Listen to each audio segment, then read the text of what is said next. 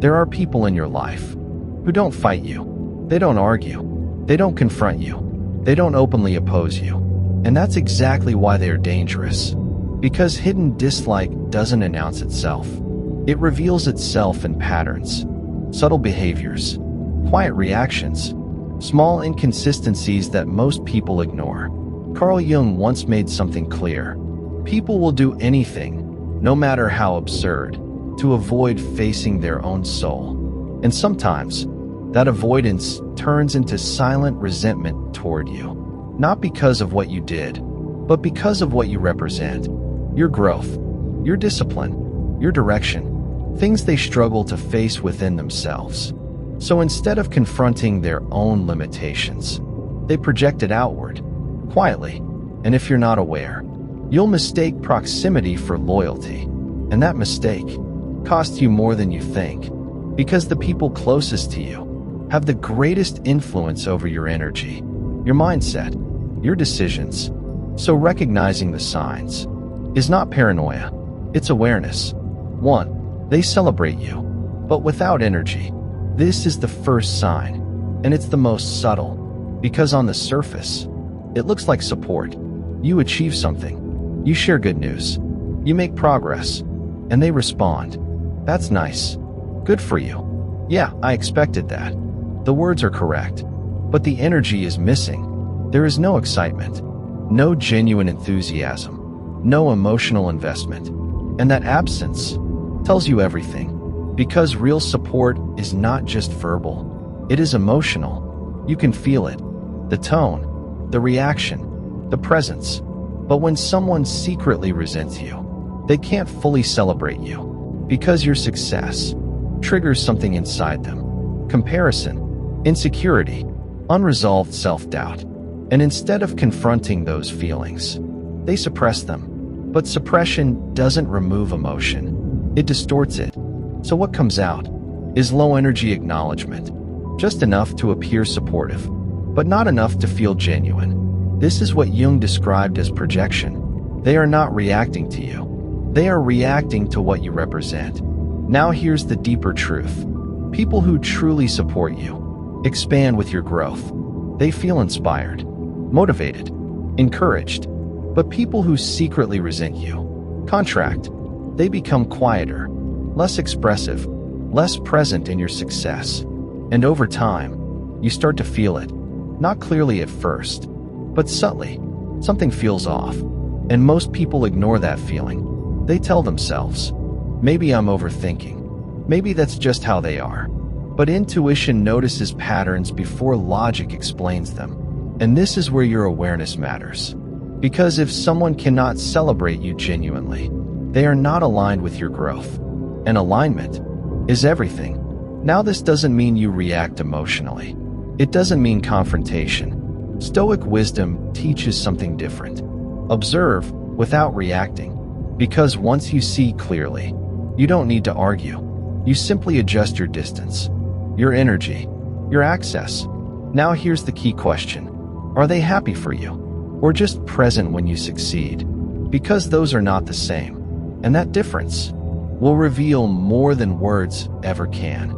Continue, and I'll take you to point 2. They subtly downplay your achievements, the hidden psychology behind it. 2. They subtly downplay your achievements.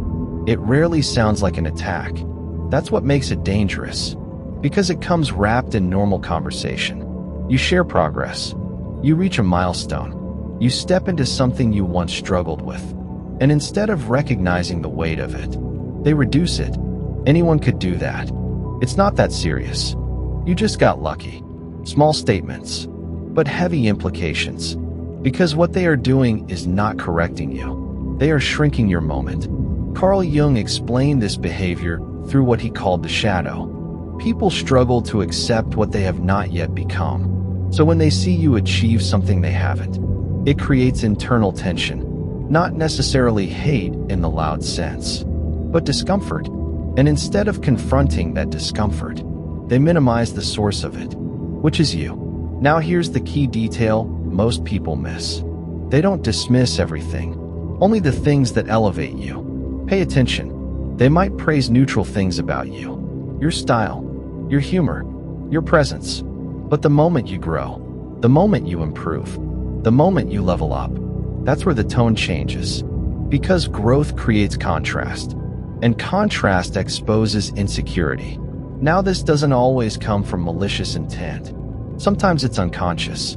But unconscious behavior still has consequences. Because over time, it conditions you. You begin to question your wins. You begin to downplay your own progress. You begin to shrink yourself to stay comfortable around them. And that's where the damage happens. Not in what they say, but in how it slowly affects how you see yourself. The Stoics would approach this differently. They wouldn't argue. They wouldn't seek validation. They would simply recognize the pattern and detach from its influence. Because your progress does not need approval. It needs consistency. Now here's the deeper truth. Someone who truly supports you amplifies your growth. They acknowledge effort. They respect progress. They encourage expansion. But someone who secretly resents you will always try to keep your achievements at a level that feels comfortable to them. Because your growth reminds them of their stagnation. And instead of rising with you, they try to bring you back down, subtly. Now ask yourself honestly, when you share something important, do they elevate it or reduce it? Because that reaction is never random. It's revealing something deeper. And once you see it clearly, you stop seeking their validation. You stop explaining your progress. You move differently, quietly, confidently, without needing them to understand. Because the moment you understand this, you realize something powerful. Not everyone close to you wants to see you grow beyond them, and that awareness changes how you move. Continue watching, and I'll take you to point 3. They give you advice that quietly weakens you, and why it feels helpful at first. 3. They give you advice that quietly weakens you. It doesn't sound harmful. In fact, it often sounds wise. Take it easy. Don't push too hard. Be realistic. Maybe you're aiming too high. On the surface, it feels like concern, like they're protecting you. But if you listen closely, there's a pattern. Their advice doesn't strengthen your direction. It softens it. Carl Jung spoke about this in a deeper way. People often project their limitations onto others and call it guidance.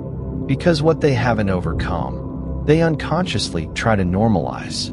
So when they see you pushing forward, taking risks, expanding your life, it creates internal pressure for them. And instead of rising to meet that standard, they attempt to lower it, not directly, but through reasonable advice. Now here's what makes this dangerous. It doesn't feel like sabotage. It feels like care. And that confusion is what allows it to influence you. You begin to slow down. You begin to question your ambition. You begin to doubt your direction, not because you lack clarity, but because someone close to you is introducing subtle hesitation. And hesitation kills momentum. The Stoics understood this deeply. They believed that external voices should never override internal clarity. Because the moment you let others define your limits, you lose control of your path. Now here's the key difference. Constructive advice strengthens your thinking. It challenges you to improve. It sharpens your perspective. It aligns with your growth. But weakening advice disguises limitation as logic. It encourages comfort. It promotes caution over courage.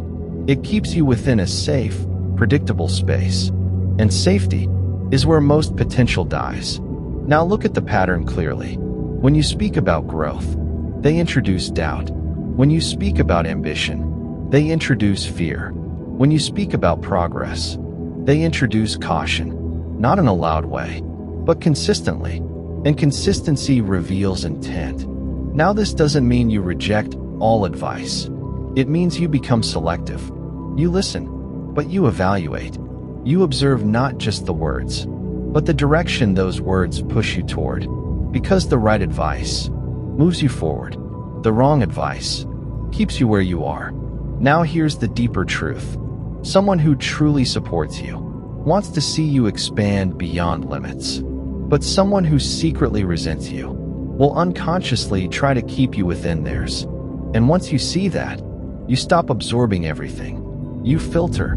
You protect your direction. You trust your internal compass. Because not every voice around you deserves influence over your path. And that awareness is what keeps you moving forward. Continue, and I'll take you to point 4. They are present in your life, but absent when it matters most, the moment everything becomes clear. 4. They are present in your life, but absent when it matters most. They're around. They talk with you. They laugh with you. They show up when things are easy. But the moment something meaningful happens, they disappear.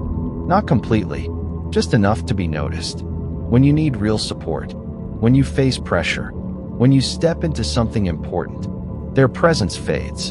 And that absence says more than words ever could. Carl Jung would frame this through a simple truth.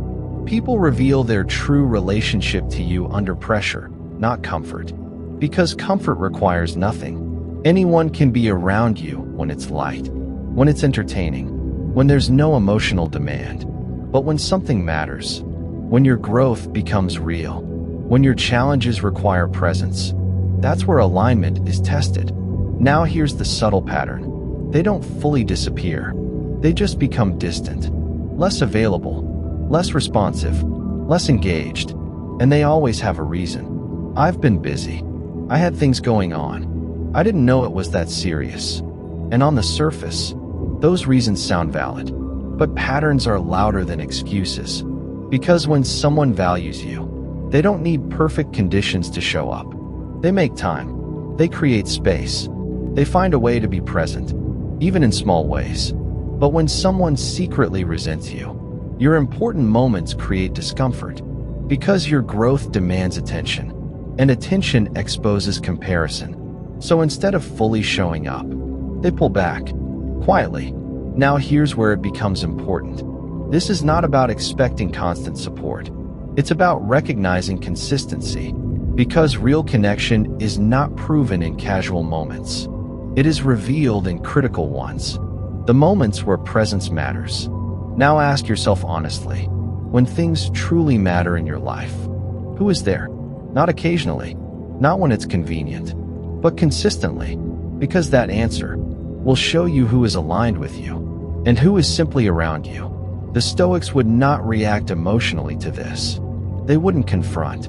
They wouldn't demand explanations. They would observe and adjust accordingly, because once you see the pattern, you don't need confirmation. You need clarity, and clarity changes how you move. You stop relying on certain people. You stop expecting depth where it doesn't exist. You stop giving access without awareness. And that shift protects your energy. Now here's the deeper truth. Not everyone close to you is meant to stand with you in moments that matter. Some are only meant for the surface. And the sooner you accept that, the stronger you become. Because you stop confusing proximity with loyalty. And that confusion is what keeps most people surrounded, but unsupported. I'll take you to point 5. They show subtle satisfaction when you struggle, the sign most people ignore. 5. They show subtle satisfaction when you struggle. They won't openly celebrate your failure, but if you watch closely, you'll see it. Not in obvious ways, not in loud reactions, but in small shifts.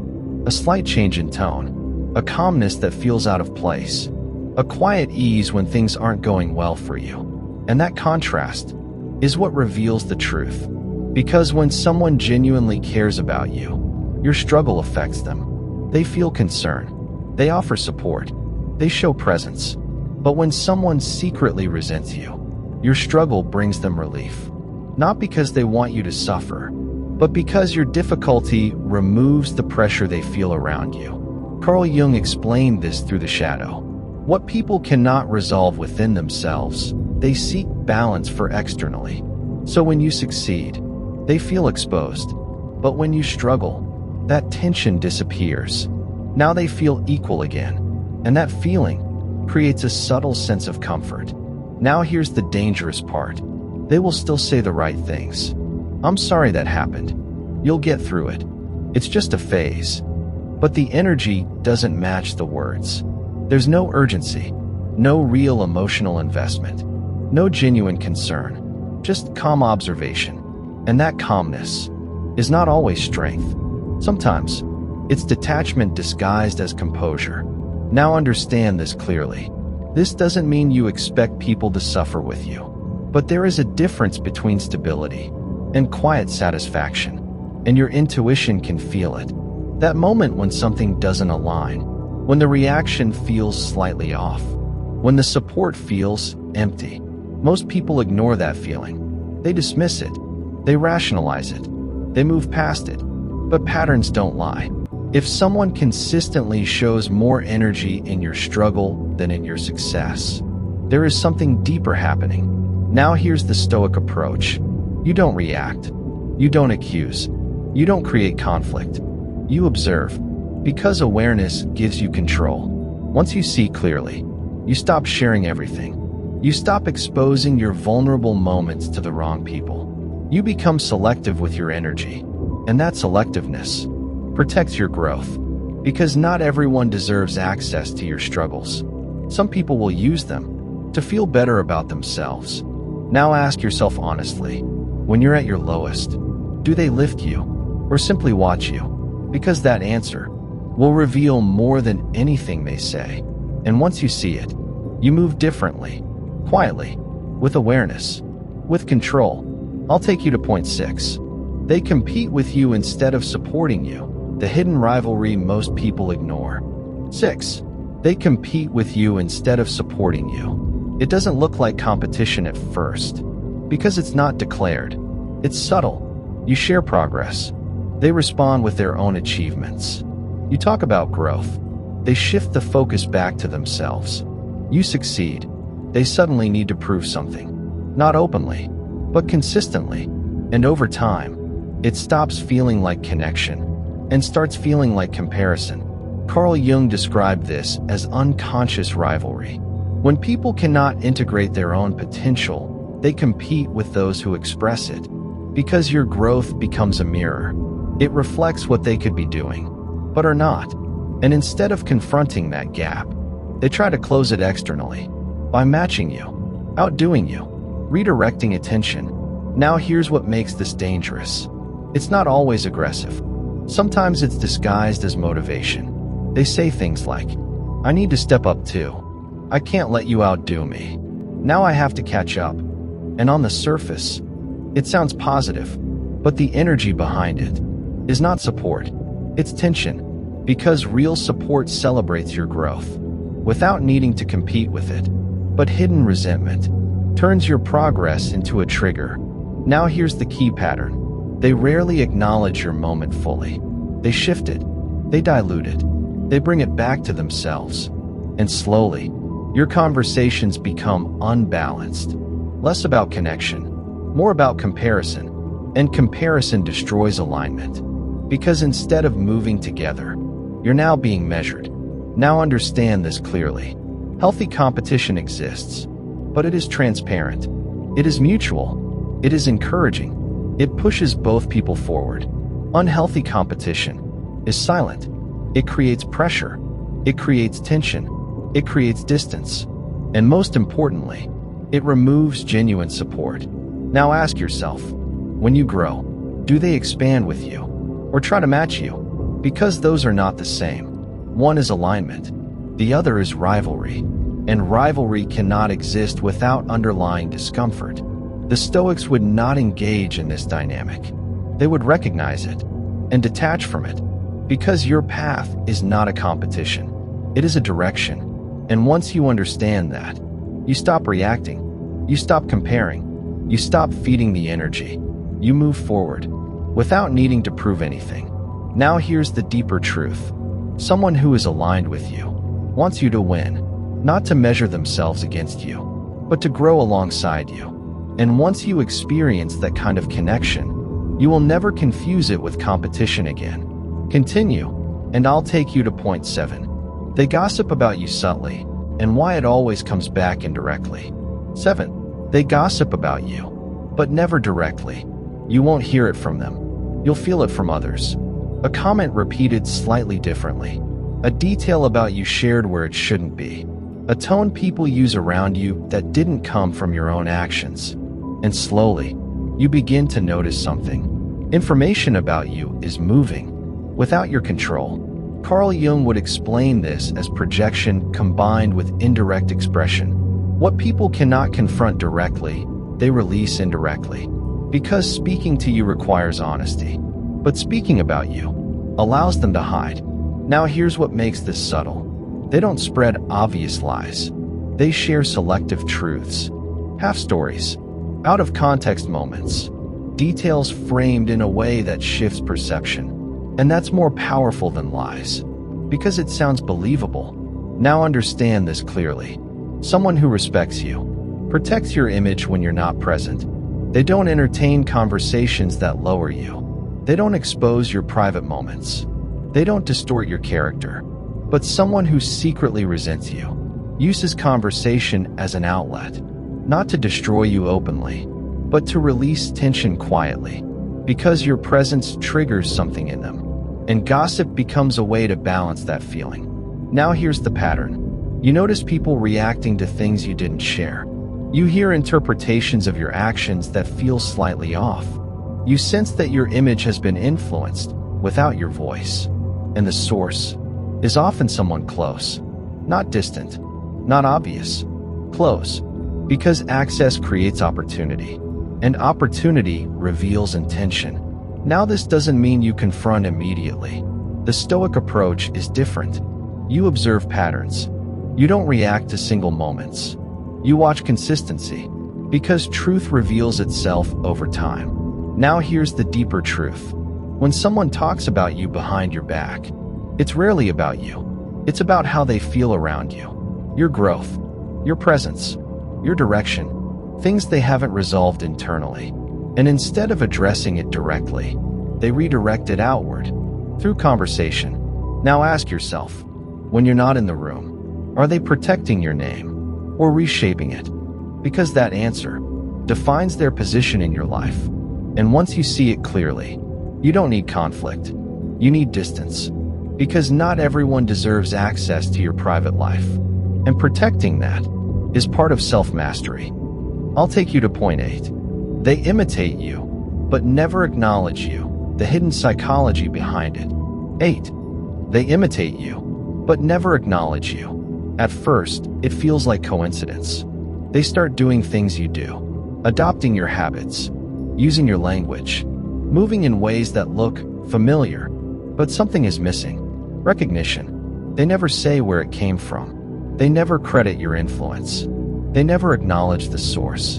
And that silence is not random. Carl Jung would describe this as unconscious identification mixed with ego protection.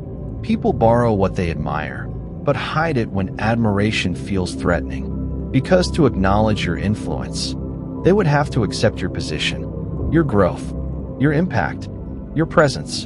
And if there is hidden resentment, that acknowledgement becomes uncomfortable. So instead, they imitate without recognition. Now here's the deeper layer. Imitation is not the problem. In fact, imitation can be a form of respect. But respect is open. It is expressed. It is acknowledged. It is clear. Hidden imitation is different. It carries tension, because it's not just about learning from you. It's about becoming like you, without admitting it. And that creates imbalance. Now watch the pattern closely. They mirror your actions, but never mention you. They follow your direction, but never credit you. They adopt your mindset, but present it as their own. And over time, it starts to feel strange, because there is similarity, but no connection. Now here's what this reveals. There is something about you they recognize as valuable, but instead of aligning with you, they try to internalize it quietly. Why? Because acknowledgement requires humility, and hidden resentment resists that. So they take what they can use, without giving recognition. Now the Stoic response is not ego-driven. You don't need credit. You don't need validation. You don't confront for acknowledgement. You observe and understand. Because once you see this pattern, you recognize something important. Your influence is real. Your presence has impact. But not everyone who is influenced by you is aligned with you. And that distinction matters. Now ask yourself, Are they learning from you, or quietly competing through imitation? Because one creates connection, the other creates distance. And once you see that clearly, you stop expecting acknowledgement. You focus on your path.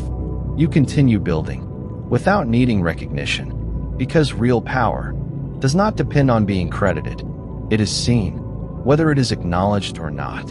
Continue with us, and I'll take you to point 9. They disappear when you elevate, the shift that exposes everything. 9. They disappear when you elevate.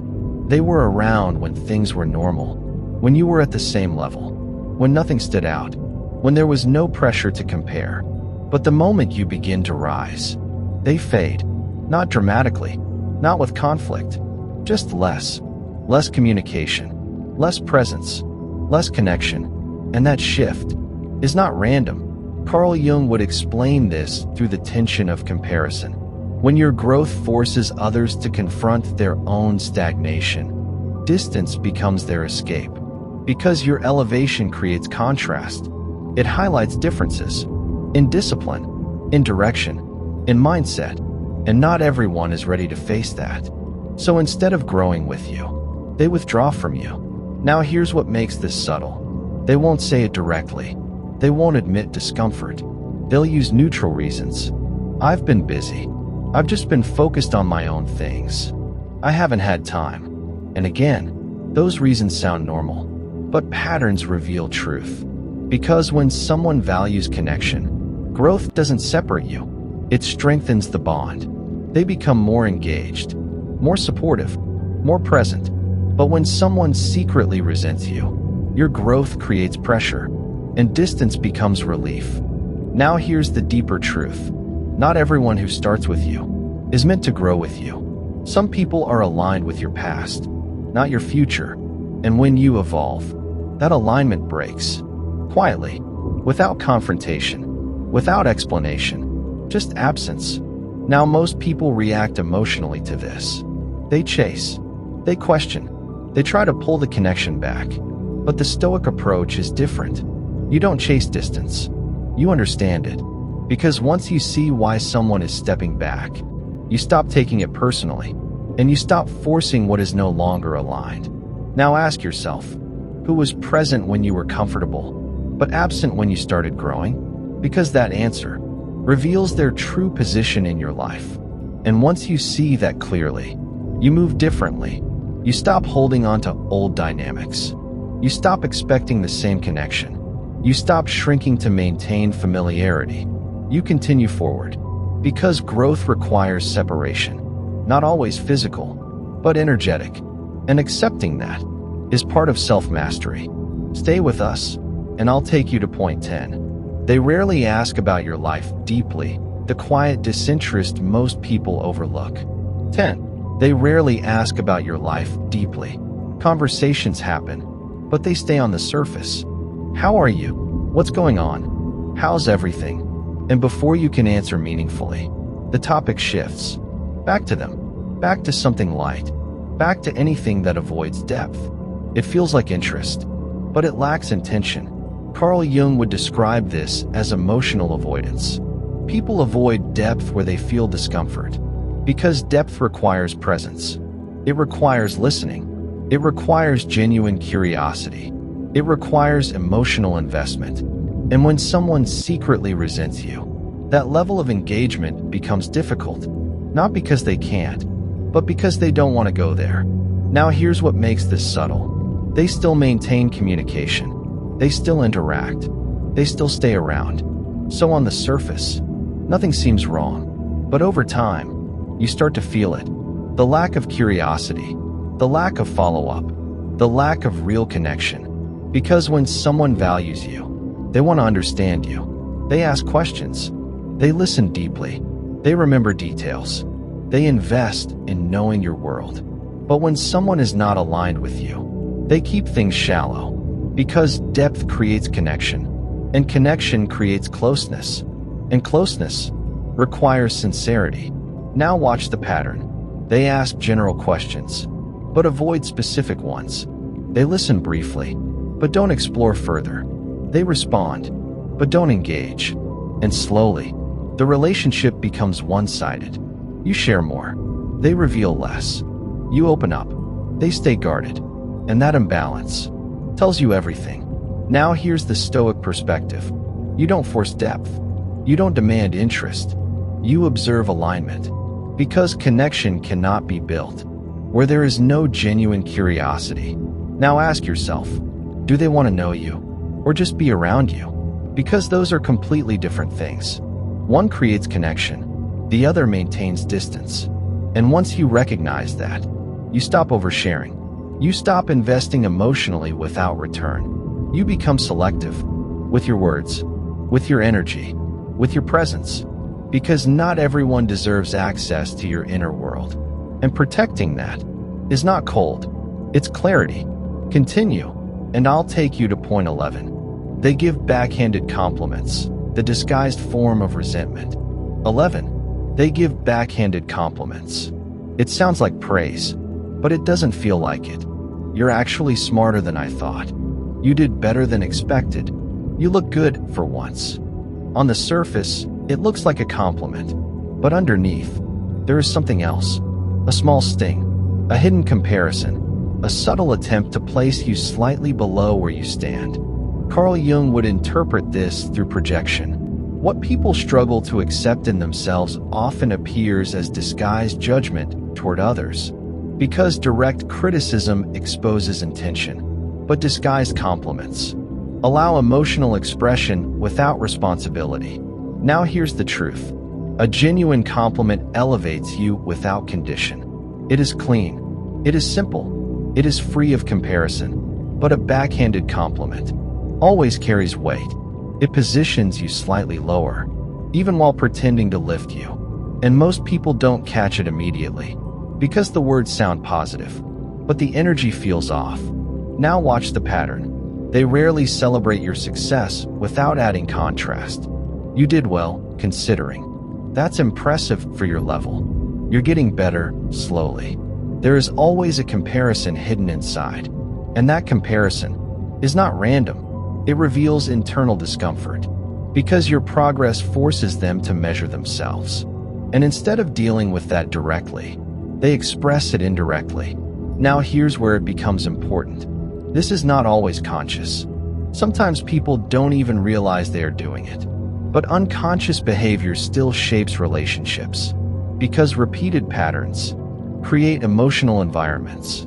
Now here's the Stoic response. You don't react. You don't argue. You don't try to correct every subtle comment. You simply observe the pattern and adjust your emotional investment. Because you don't need validation from confused energy. You need clarity. Now ask yourself, when they speak about your progress, do you feel uplifted or slightly reduced? Because that feeling is information. And once you recognize it, you stop seeking emotional approval from people who cannot give it cleanly. You become more selective with what you accept, more grounded in your self-worth, and less affected by subtle judgment. Because real confidence does not require permission. It only requires awareness. Continue watching, and I'll take you to the final point 12. They feel comfortable when you are down and distant when you rise.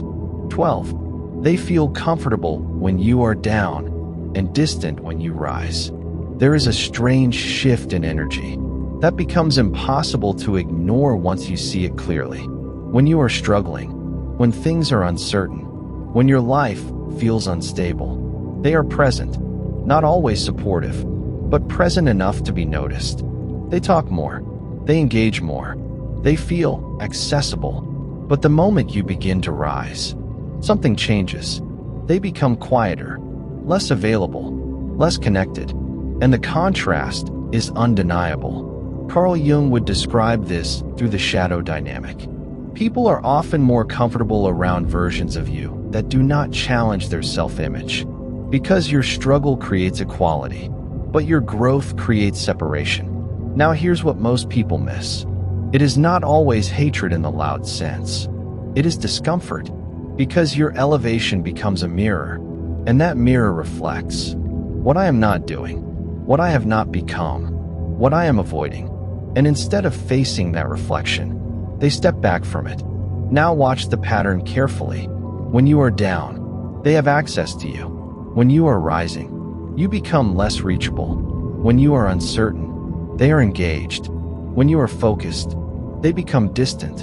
And slowly, a pattern forms, not through words, but through behavior. Now here is the Stoic truth. Not everyone is meant to walk with you through every phase of your life. Some people are aligned with your struggle, not your strength. And when strength begins to emerge, alignment breaks, not always through conflict, but through distance. Now most people respond emotionally to this.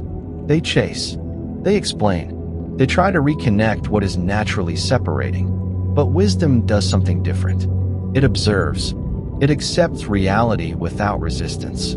Because forcing connection where alignment no longer exists only drains your energy. Now ask yourself honestly, who stays close when you are growing, and who only appears when you are struggling? Because that answer is not about them alone. It is about what role they play in your life. And once you understand that clearly, you stop forcing permanence where there is only temporary alignment. You become more selective, more intentional, more self-aware, because your growth is not designed to be comfortable for everyone. And the people meant for your next level will not be threatened by it. They will recognize it and stay. If this made you see things more clearly, don't ignore it, because awareness without action changes nothing. Backhand index pointing right. Subscribe for more stoicism, psychology, and self-mastery content. Not for entertainment, but for discipline, for clarity, for mastery. Because once you see people clearly, you never go back to blindness again.